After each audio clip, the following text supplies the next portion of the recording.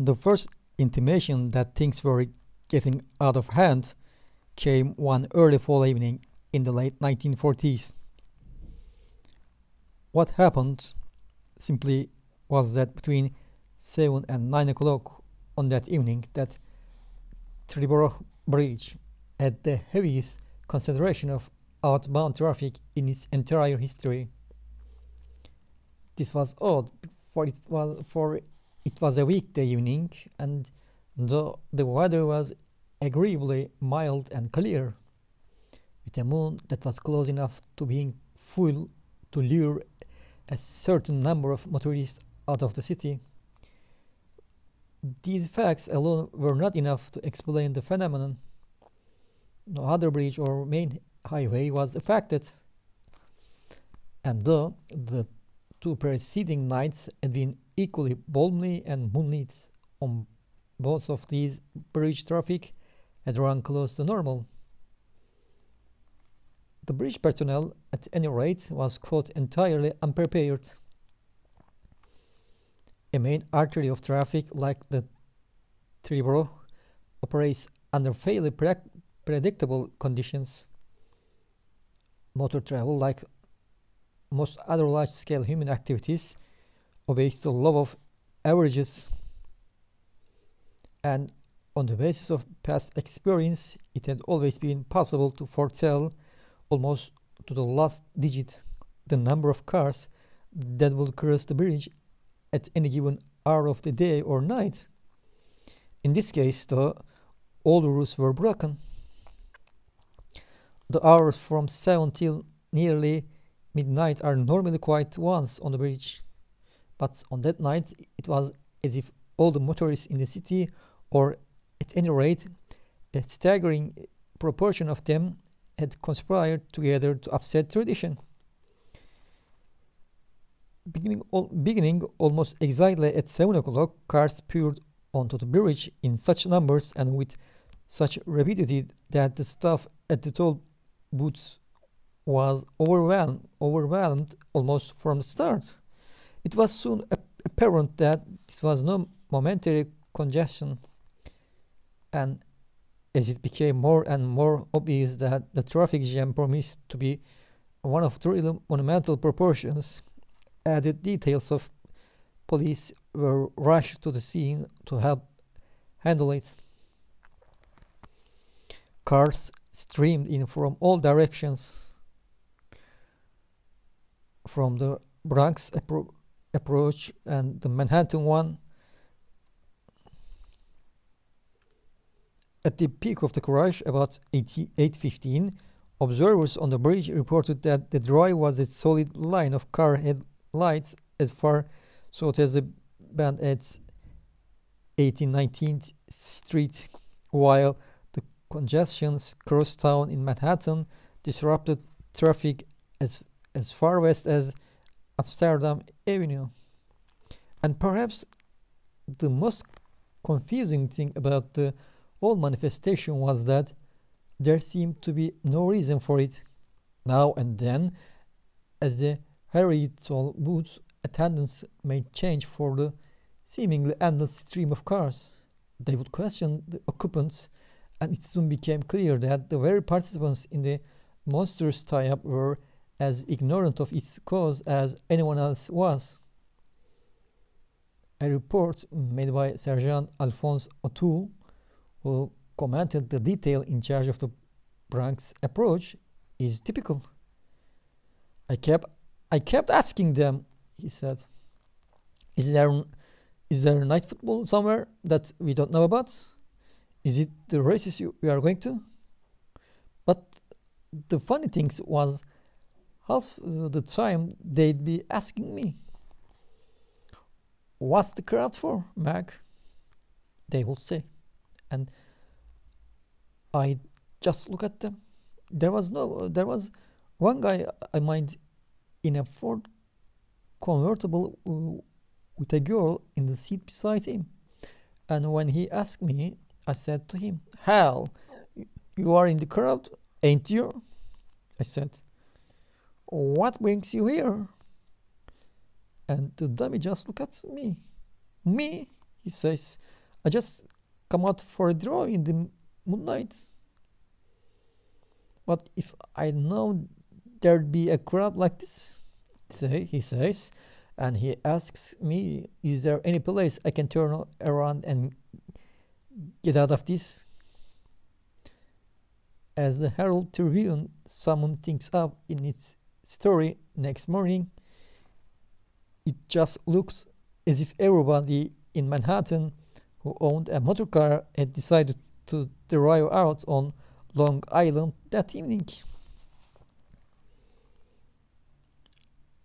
The incident was unusual enough to make all the front pages next morning, and because of this, many similar events which might otherwise have gone unnoticed received attention.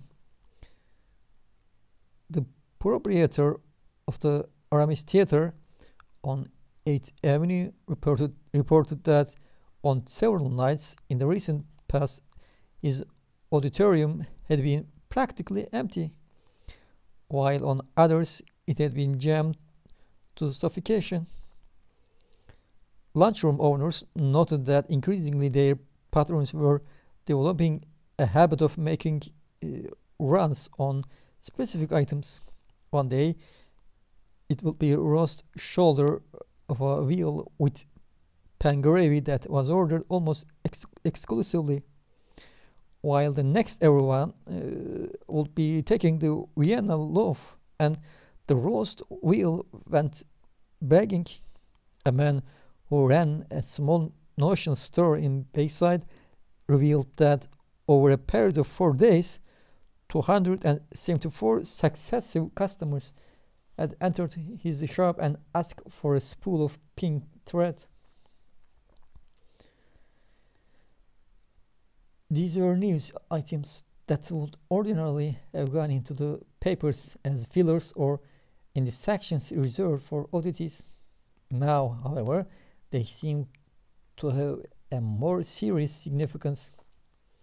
It was apparent at last that something decidedly strange was happening to people's habits, and it was as unsettling as those occasional moments on excursion boats when the passengers are moved all at once to rush to one side or the other of the vessel. It was not till one day in December when, almost incredibly, the 20th Century Limited left New York for Chicago with just 3 passengers aboard that business leaders discovered how disastrous the new trend could be, too. Until then, the New York Central, for instance, could operate confidently on the assumption that although there might be several thousand men in New York who had business relations in Chicago, on any single day no more and no less than some hundreds of them would have occasion to go there. The play producer could be sure that his patronage would sort itself out and that roughly as many persons would want to see the performance on Thursday as there had been on Tuesday or Wednesday. Now they couldn't be sure of anything. The law of averages had gone by the board, and if the effect on business promised to be catastrophic, it was also singularly unnerving for the general customer. The lady starting downtown for a day of shopping, for example, could never be sure or whether she would find Mackey's department store a seething mob of other shoppers or a wilderness of empty, echoing easels and unoccupied sales girls. And the uncertainty produced a strange sort of jitteriness in the individual when faced with any impulse to action. Shall we do it or shan't we? People kept asking themselves, knowing that if they did do it, it might turn out that thousands of other individuals had decided similarly, knowing too that if they didn't, they might miss the one glorious chance of all chances to have Jones Beach, say, practically to themselves. Business languished, and a sort of desperate uncertainty rode everyone. At this juncture, it was inevitable that Congress should be called on for action. In fact, Congress called on itself, and it must be said that it rose nobly to the occasion. A committee was appointed, drawn from both houses and headed by Senator Wing Sloper of Indiana, and though after considerable investigation, the committee was forced reluctantly to conclude that there was no evidence of communist instigation. The unconscious subversiveness of the people's present conduct was obvious at a glance. The problem was what to do about it. You can't indict a whole nation, particularly on such vague grounds as these were, but as a Senator Sloper boldly pointed out, you can control it.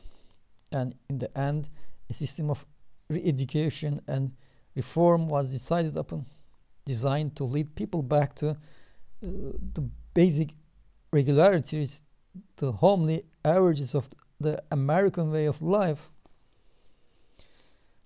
In the course of the committee's investigations, it had been discovered to everyone's dismay that the law of averages had never been incorporated into the body of federal jurisprudence. And though the upholders of states' rights rebelled violently, the oversight was at once corrected by the constitutional amendment and by a law implementing it. According to the act, people were required to be average, and as the simplest way of assuring it, they were divided alphabetically and their permissible activities catalogued accordingly. Thus, by the plan, a person whose name began with G, N, or U, for example, could attend the theater only on Tuesdays, and he could go to the baseball games only on Thursdays, whereas his visits to a haberdashery were confined to the hours between 10 o'clock and noon on Mondays. The law, of course, had its disadvantages. It had a crippling effects on theater parties, among other social functions, and the cost of enforcing it was unbelievably heavy. In the end, so many amendments had to be added to it, such as the one permitting gentlemen to take their fiancées along with them to various events and functions, no matter what letter the said fiancés' names began with, that the courts were frequently at a loss to interpret it when confronted with violations. In its way, though, the law did serve its purpose, for it did induce, rather mechanically, it is true, but still adequately, a return to that average existence that Senator Sloper desired. All, indeed, would have been well if a year or so later disquieting reports had not begun to seep in from the backwoods.